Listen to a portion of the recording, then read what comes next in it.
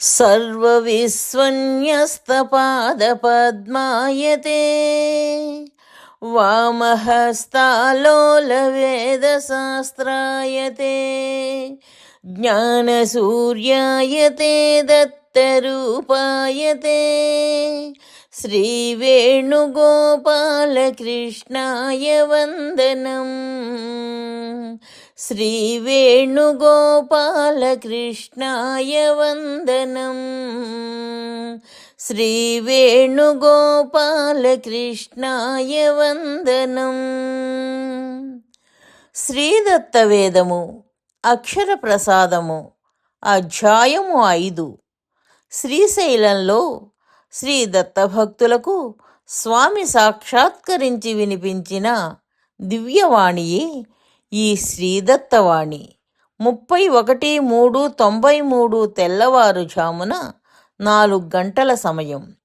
యో బుద్ధే పరతస్తు సహా.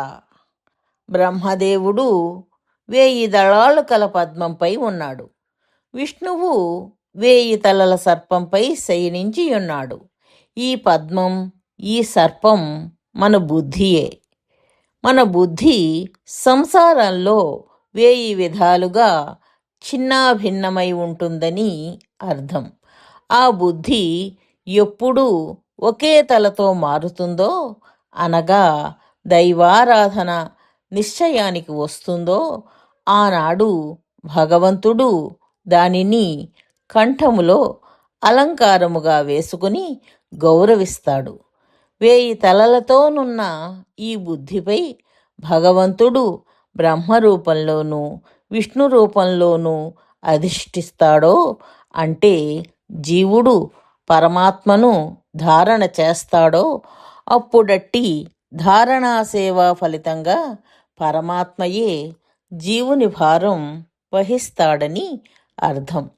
అంటే పాము స్వామిని ధారణ చేసి సేవింపగా స్వామియే దానిని మెడలో వేసుకుని భరిస్తాడు. అన్ని లోకాలపైన పద్మం పైన బ్రహ్మ ఉన్నాడనుట, సమస్త సృష్టికి అతీతంగా బుద్ధికి పైన పరమాత్మ ఉన్నాడనుటయే యో బుద్ధే పరతస్తు సహా అని గీతాభావము ఇదియే.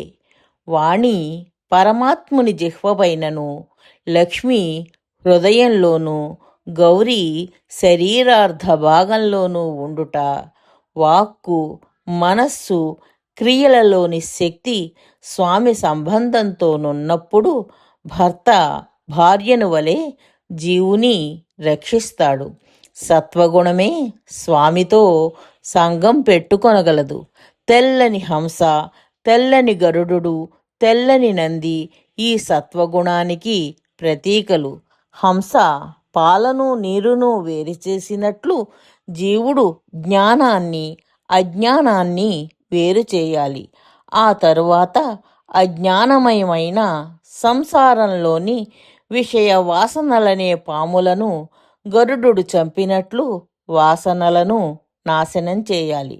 ఆ తరువాత సాత్విక విషయములను, అనగా సాత్విక ఆహారమగు ఆకులు, గడ్డి మొదలగునవి నంది తిన్నట్లు గ్రహించాలి. క్షీర సముద్రం సత్వగుణం కాని ఇంకా గట్టిపడలేదు, కాన తరంగాలతో చంచలంగా ఉన్నది.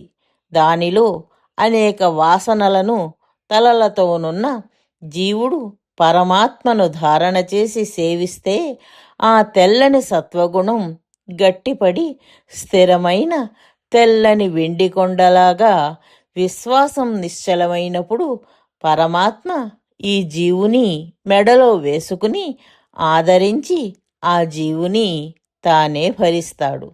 రాత్రి అంతయు నిద్రపోవు సమయంలో దైవారాధన ఉండదు, సంసార వాసనలు ఉండవు. అంటే శక్తి అంతా కేంద్రీకరించబడి దాచబడి ఉంటుంది. ఒక నీళ్ల టాంకు ఉంది, దానికి 1000 చిల్లులున్నవి. ఒక ప్రధానమైన గొట్టము ఉంది. రాత్రి ఆ గొట్టము ఆ చిల్లులు మూతబడియుండును, కాన ట్యాంకులో నీరు సమృద్ధిగా ఉండును.